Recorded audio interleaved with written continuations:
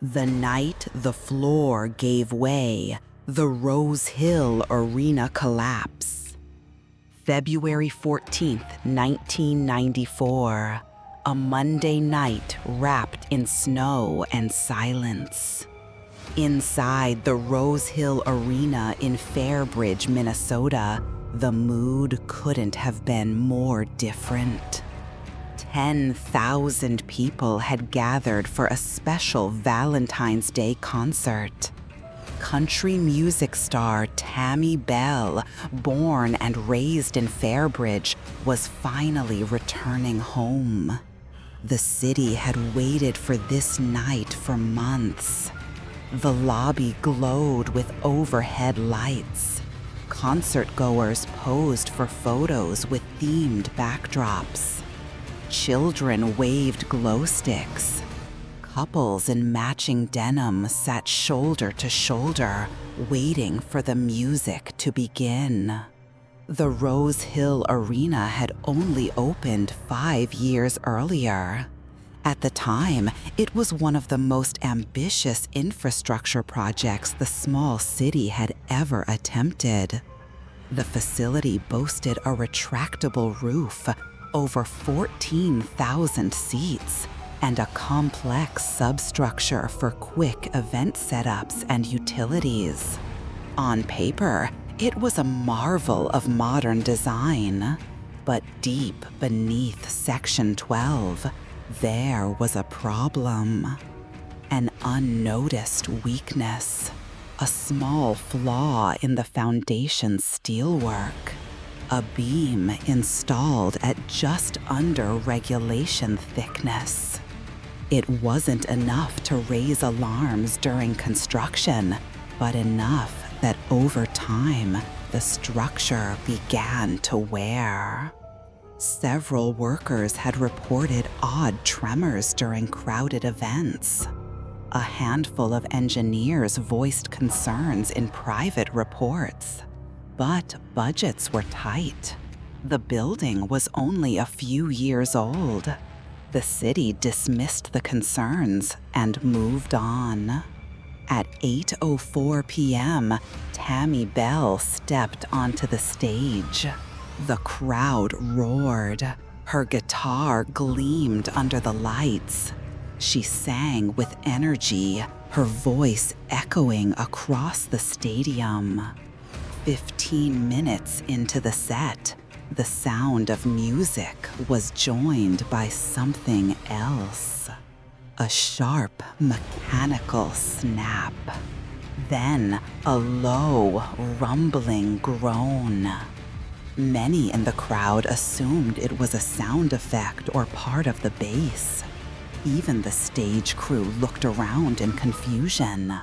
Then, a crack split through the arena floor. Section 12 collapsed. Tons of concrete and steel dropped away, taking with them nearly 200 people. Concertgoers seated in the lower left quadrant of the arena. The collapse opened a crater in the floor, almost 40 feet wide. The people who fell landed in the arena's substructure, a cold space meant for storage, ventilation equipment, and electrical wiring. The screaming started immediately. From above, it looked like the ground had swallowed part of the crowd. Those seated nearby stood in shock, then surged forward, trying to help. Some attempted to reach over the broken concrete. Others screamed for security. Inside the crater, survivors were trying to make sense of what had happened. Dust filled the air. The temperature dropped. Water began pouring in from a shattered pipe. A teenager was pinned beneath a girder, trying to scream. A woman in a red coat had a visible fracture in her arm, but dragged herself across the rubble, looking for her daughter. There were no lights down there, only the flicker of exposed wires and emergency signs. On the surface, volunteers took action. Someone ripped a stage banner into strips for bandages. A man climbed over seats, shouting instructions. A group of fans formed a human chain, helping to lift an injured child out of the rubble. Security attempted to usher people back, but many refused. People weren't fleeing, they were fighting to help. Paramedics arrived just 6 minutes after the call went out. Soon, over 30 emergency responders were inside. Stretchers were carried over barricades. Portable lights were set up around the sinkhole. Firefighters used hydraulic tools to lift debris. They worked through twisted rebar and cracked panels. Blood pooled on the broken concrete. A woman was carried out, her face pale, her leg missing below the knee. The injured were triaged in the parking lot. Ambulances lined up along the service road, headlights flashing through the snow. By 10 p.m., search teams were using scent dogs and thermal scanners. Entire sections of the arena were cordoned off. By morning, the death toll stood at 9. 4 had died instantly in the fall. 2 were crushed by debris. The rest passed away in hospital within hours of the collapse. Over 130 people were injured, 37 of them critically. The youngest victim was just 9 years old, the oldest, 82. News crews from across the state arrived at dawn. Helicopters hovered overhead. Reporters stood outside the emergency room giving live updates. The city of Fairbridge entered mourning. Schools were closed, churches held vigils. Flowers were left on the fence around the arena. The investigation began immediately. Engineers, architects, and safety inspectors combed through rubble. Blueprints were pulled, meeting notes were subpoenaed. They quickly discovered the truth. A structural support beam beneath Section 12 had corroded over time. No drainage system had been installed in that area. Snow and rainwater had seeped into the joints, freezing and thawing with each season. It had weakened the steel. Cracks had formed, invisible from the surface, and slowly spread. Multiple reports from staff had pointed out strange vibrations, visible surface buckling, and minor ceiling leaks, but each warning was ignored, delayed, or buried under budget constraints. The stadium board had been warned at least twice. They chose to prioritize the concert season over structural repairs. The consequences were now carved into the concrete. In the months that followed, lawsuits flooded the city's legal department. 76 individual claims were filed. The construction company was sued for negligence. The city paid out over $15 million in settlements. No criminal charges were filed. The arena was demolished by the end of the year. What was once a source of pride now stood a symbol of tragedy. Tammy Bell canceled her entire tour. She stayed out of the public eye for nearly 2 years. In later interviews, she admitted to feeling guilt, not because she caused the collapse, but because she survived when so many others didn't. Survivors struggled in different ways. Some returned to their lives quietly. Others became advocates for public safety. One man who lost both legs in the fall became a motivational speaker. He traveled across the country telling his story about the fall, the pain, and the people who pulled him from the wreckage. Another survivor developed agoraphobia and didn't step inside a stadium again for over a decade. For every statistic, there was a story. For every injury, a name. Eventually, a memorial park was built on the site. The land was leveled, replanted, and dedicated to the victims. At the center of the park stands a bronze sculpture, 9 steel columns rising upward at different heights, twisted as though caught in mid-collapse. At their base are the names of the 9 people who never came home. Each year, on February 14th, families gather to leave flowers. Musicians sometimes come to play acoustic sets, keeping things quiet and respectful. No one calls it Rose Hill anymore. People just say the memorial. Fairbridge recovered, slowly. The city built a new event center, smaller, safer, simpler. But the shadow of that night never really left. What happened at Rose Hill wasn't just a construction failure. It was a failure to listen, a failure to prioritize safety over profit, a failure to act when action was needed. 9 lives were lost, not in a storm or a fire or an accident of fate, but because people in charge chose silence. Today, those voices are no longer silent. Their memory is louder than ever. The night the floor gave way is still spoken of by those who were there, still studied in architecture programs, still remembered by families who never stopped missing someone.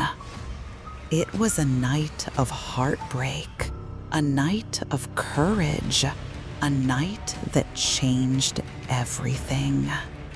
The night the Rose Hill Arena collapsed, and the heart of a town broke with it.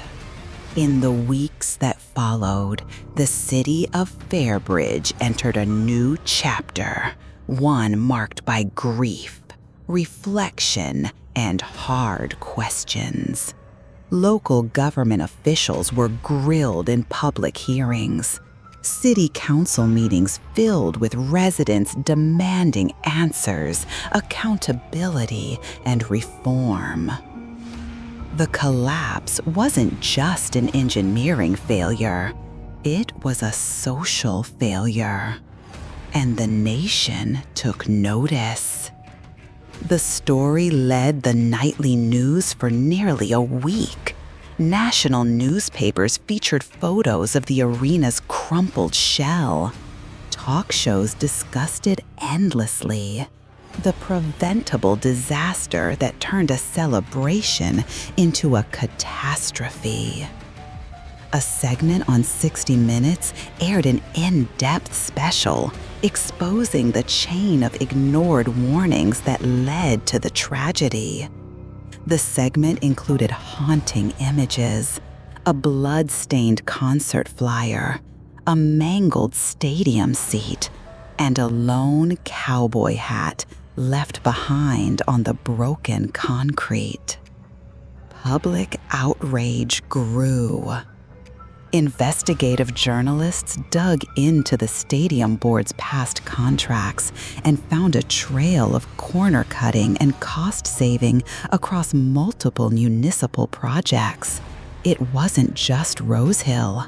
Several other facilities had been built under similar rushed approvals.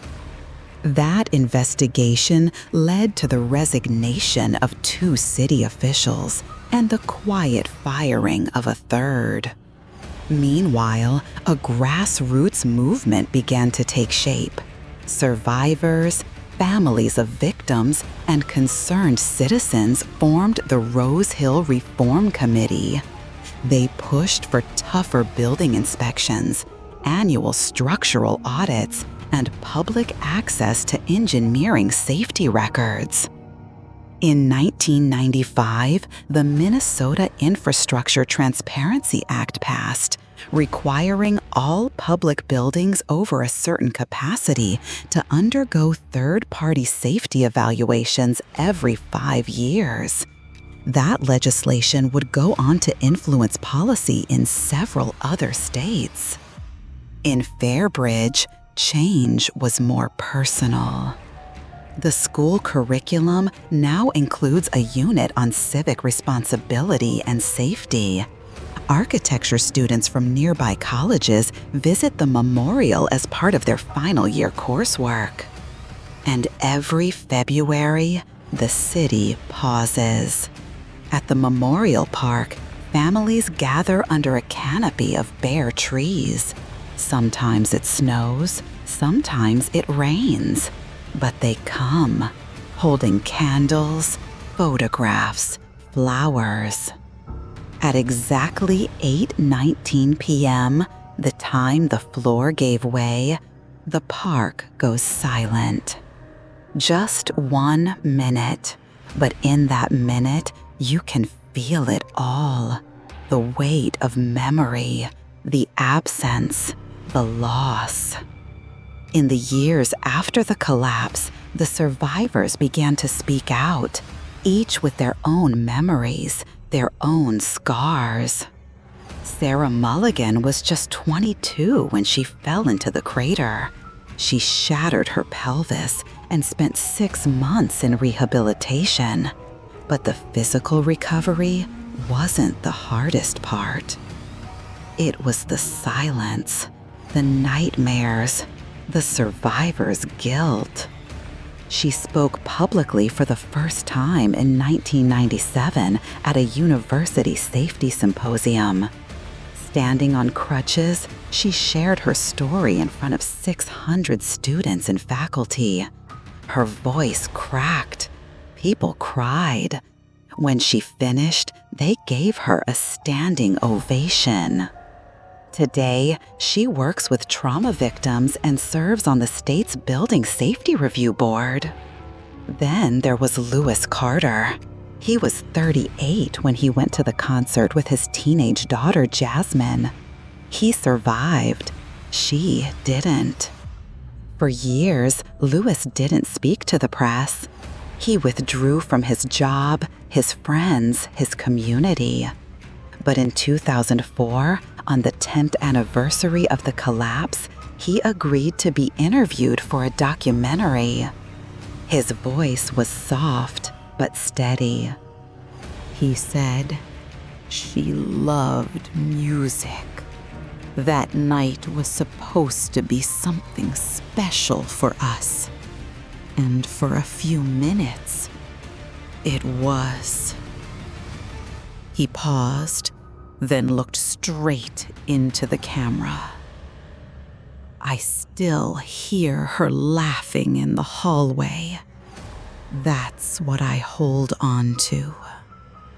The documentary, titled When the Floor Vanished, premiered at film festivals and later aired nationally. It featured survivor interviews, 911 call recordings, archival footage, and detailed recreations of the collapse. It brought new attention to the case and introduced the tragedy to a younger generation, many of whom had never heard of Rose Hill Arena. Psychologists who worked with survivors also began to publish research. One key study explored the long-term effects of sudden structural disasters on community trust and memory. Their conclusion, the trauma extended beyond those present that night. The entire town, in many ways, bore the psychological imprint. Local festivals were canceled in the years after. New construction projects stalled due to public opposition. A kind of collective hesitation set in, a fear that if something so safe could fall apart without warning, what else might? It took nearly a decade for Fairbridge to recover its spirit. When the Fairbridge Civic Center opened in 2007, it wasn't greeted with fireworks or parades. Instead, the city opted for a quiet ribbon cutting and an open house. No fanfare, just function. Inside the new center, mounted on the lobby wall, is a steel beam taken from the wreckage of Rose Hill Arena. Next to it is a plaque that reads, "In memory of those lost, in honor of those who stayed, in service to those who come after." Every architect, contractor, and engineer who works on a city project is now required to visit the memorial and sign a safety pledge. Some might call that overkill. Fairbridge calls it accountability. In 2014, on the 20th anniversary, a second sculpture was added to the park. This one commissioned by local students. It's a circular bench made of reclaimed stadium concrete, engraved with words submitted by families. Hope, strength, never again. The survivors have aged. Some have married, some have passed on, but their stories remain.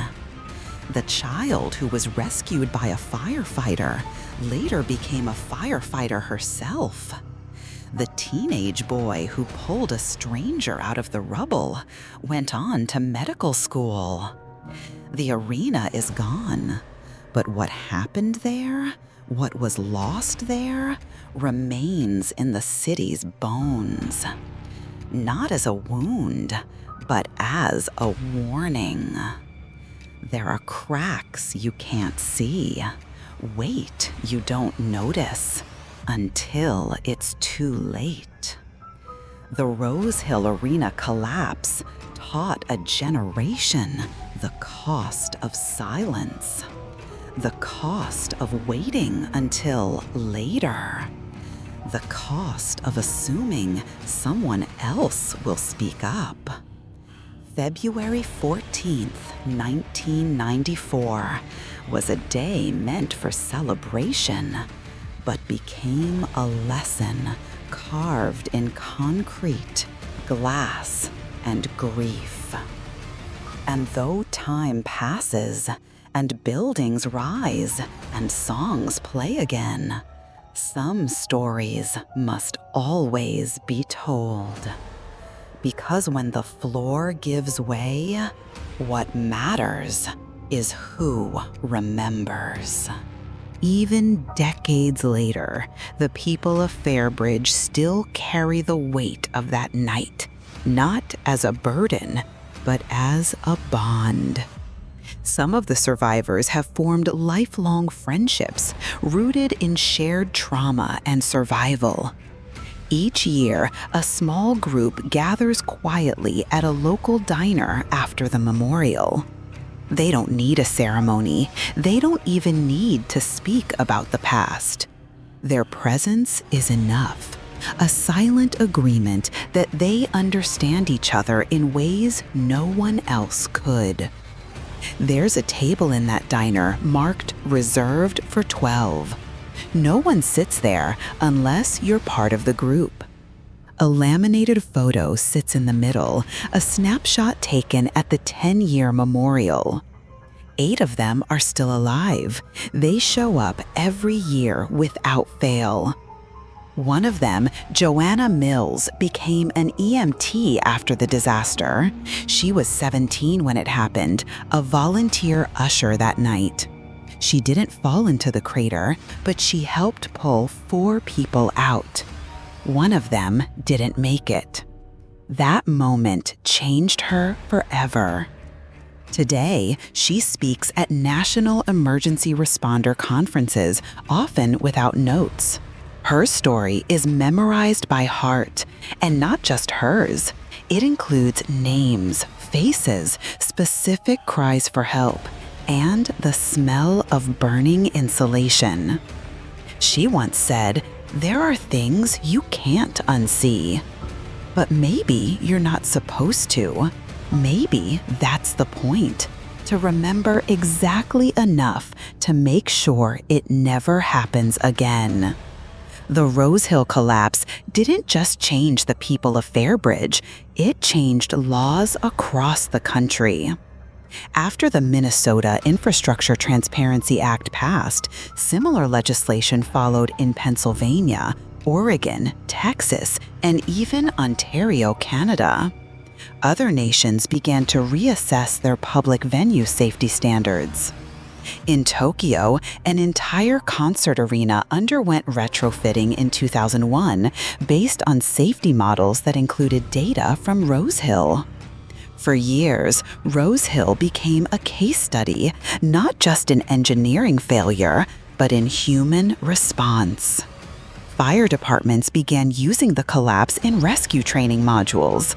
Emergency preparedness seminars adopted clips from the 911 calls and survivor interviews to teach triage and trauma response.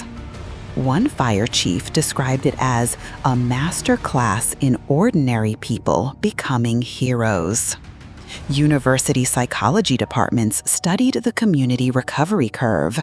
Journalists returned to Fairbridge time and again, not to cover tragedy, but to understand how a town rebuilt its soul. There were songs written about it. Poets included lines from news reports in their verses. A local painter named Corinne Lutz, who lost her sister in the collapse, created a series of abstract canvases called Falling Lights. The collection toured galleries in 3 states and was later acquired by the State Museum. One of the pieces, a swirl of white, crimson, and steel gray, is titled 819. Each of these works helped preserve the memory in different forms, not through facts or figures, but feeling. In 2019, the 25th anniversary brought thousands back to Fairbridge. The city hosted a week of events, panel discussions, safety demonstrations, art exhibits, and music tributes. But the most emotional moment came during the candlelight vigil at the Memorial Park. The mayor spoke briefly. Then a bell rang 9 times, once for each life lost. As each name was read, a white balloon was released into the cold February air. That night, the park was filled with silence and snowflakes. For many, it felt like a second funeral, one not marred by sirens or flashing lights, but surrounded by peace. One young woman stood near the memorial, tears on her cheeks. She had not been born when the collapse happened, but her uncle had died that night. She said, "I never met him, but I know who he was. My whole family keeps his picture in the living room. We still celebrate his birthday. He's part of us, even now." That's the thing about memory. It doesn't fade. It transforms. The Rose Hill tragedy became more than a collapsed floor. It became a story passed through generations, told not just to mourn, but to teach. In classrooms across the country, safety engineers still reference it. In therapy groups for trauma survivors, it's discussed as a benchmark for community healing. And in the hearts of thousands, it remains a quiet promise to never let silence speak louder than warning. Today, the survivors are older. Some have gray hair, others walk with canes. But when they gather each year, they are still that same group of strangers who once reached for each other in the dark, held hands in the rubble, and decided to survive together. The park where the arena once stood remains a sacred place. There are no playgrounds, no food stands, no concert banners, Just trees, benches, flowers, and stone paths. Visitors walk slowly. They pause to read the names. They place their hands on cold bronze and reflect. Tourists often ask locals where the memorial is. The directions always end the same way. You'll know it when you feel it. Because that place doesn't need signs. It carries its own gravity. The memory of Rose Hill isn't a burden. It's a message. Not just for the people of Fairbridge, but for all of us. To speak when it matters. To act before it's too late. To build not just for function, but for life. Because when things fall, when the floor gives way, all that matters is what remains.